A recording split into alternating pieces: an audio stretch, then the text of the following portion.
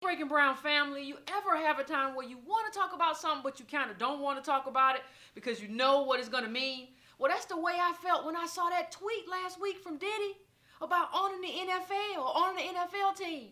Then I saw some other stuff about Weinstein, about Jay-Z want to be a part of the Weinstein group. And I didn't want to talk about any of it really because I'm trying to get things set up for the new Breaking Brown live show. So I didn't want to talk about it, but I feel like I got to talk about it. And because some of you want quick hits, I feel like I got to talk about it fast. So I'm going to do something I don't normally do. Let's try to get this done in less than 15 minutes. Go.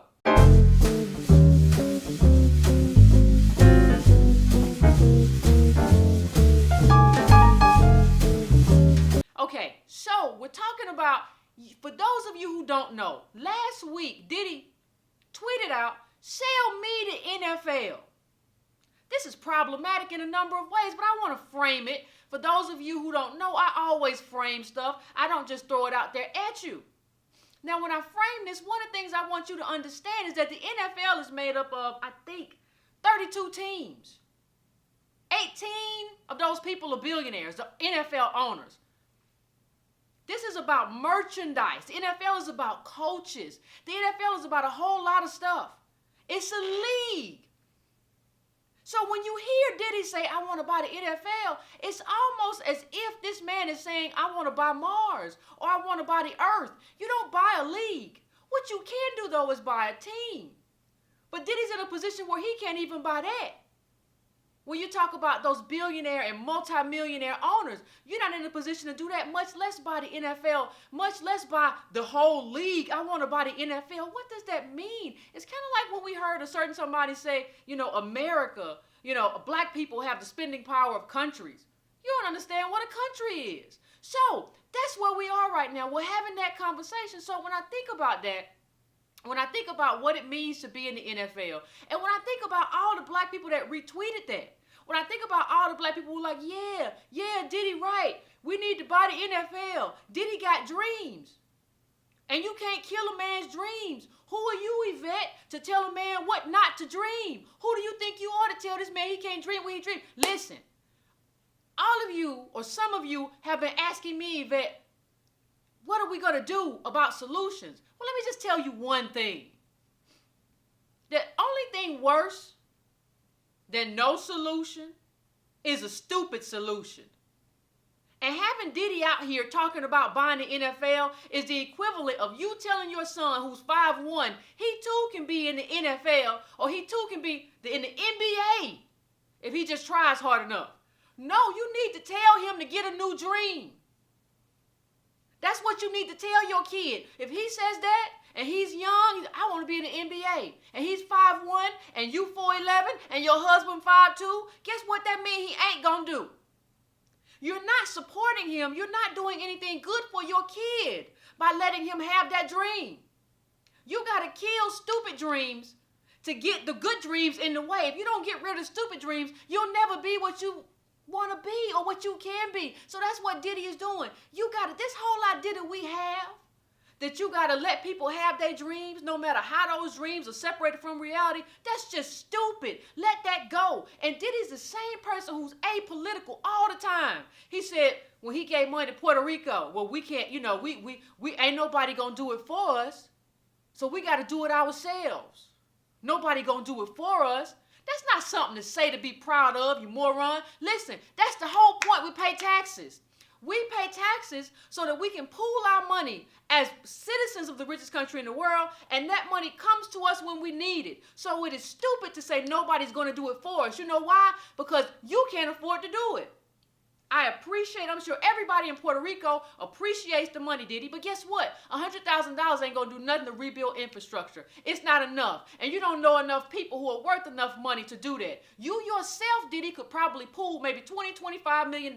You don't have enough. You don't know enough. You're not there. And that's fine. We come from slaves. You made your money. You're a millionaire, but don't think you're further than you are. And stop using who you are and what you are to manipulate black people. Because then you came back and said, well, we need to buy our own league. We need to, we need to have our own. What you mean?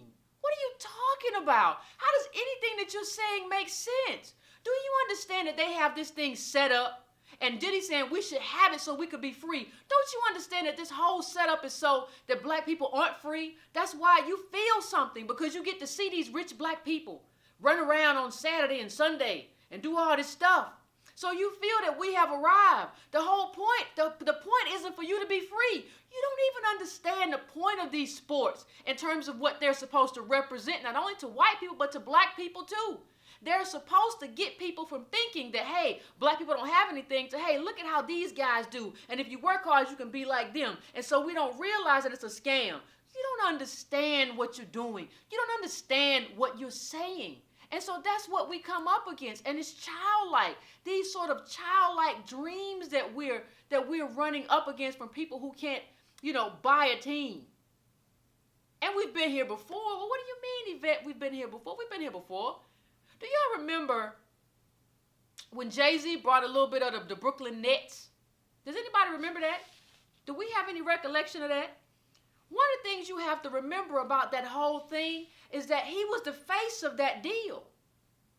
And so now fast forward, we have, I think it was a TMZ report saying that, well, now he wants to be a part of the Weinstein group. He's done business with Weinstein before. For those of you who don't know, Weinstein's in a lot of trouble because of sexual harassment and all those sorts of things. So they're trying to push him out.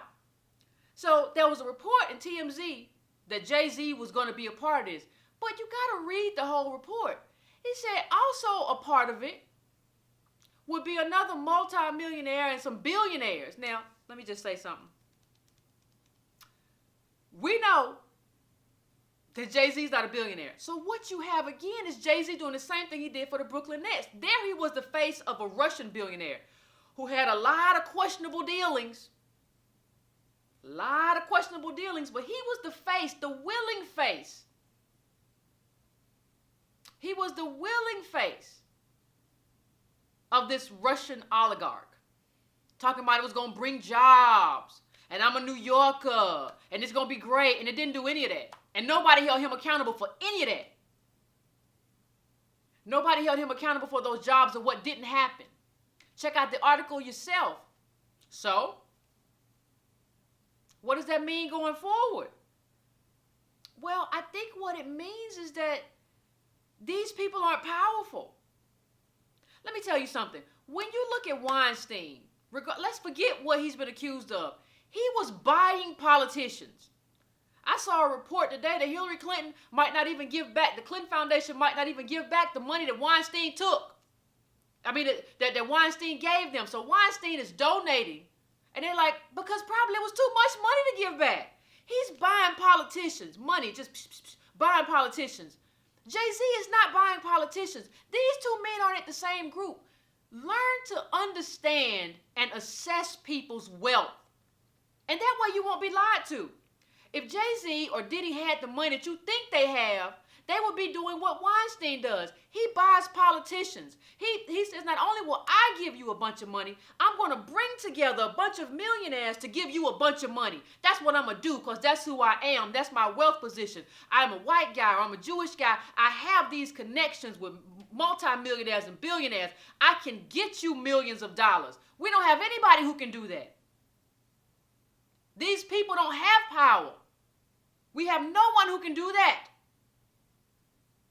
That's who we are. So what I'm saying to you is stop letting these people lie. There is no reason for these people to be able to lie straight face to us, especially when we have the data. There was new data that came out, show you the chart, that shows that what happens is that during the Obama administration, there were black people in the top 99th percentile that got over $200,000 added to their wealth. Understand that most of us fail.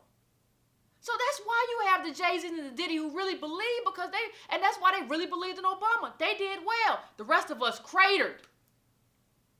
So how long are you going to continue to let these people make us feel like they're empowering us? You got to understand, Diddy was friends with Trump. You got him out here now looking like a leader, looking like he's about to empower people. He's about to do something for people. You got to understand, this is the same dude who was in bed with Trump. Who are you looking at? What are you thinking? He was a friend. He said nice things about Trump. But now that he's saying, oh, we got to do for self, you going to be there with him? He can't help you. He's apolitical. He doesn't really believe in or know or understand politics outside of just voting. Vote or die, that's it. That's as far as his expertise can take you. And now he's backed up saying we got to do for ourselves. So he went from vote or die to we got to do for self. The brother's confused. He don't know anything about these kinds of politics. He don't have no idea. I mean, so the point of the matter is, you got to start asking yourself, just like I got to start asking myself, and we all got to start asking ourselves, are these people representations? Are they representations of black wealth, or are they representations of white wealth? What do I mean? When Jay-Z was doing his thing for the Nets, he was a representation, a pawn of a Russian. That's who he was. And they said, well, if you do this for us, you can get a little bit of money. What I'm asking you now, what I'm trying to understand and get you to understand, ask yourself when you see these people, are they representations of, we already went through Diddy and Ciroc, even though they let him own Diddy own Yvette. Come on, man. Like, look, are these people, are you black wealth, or are you a representation or a pawn or a puppet for white wealth?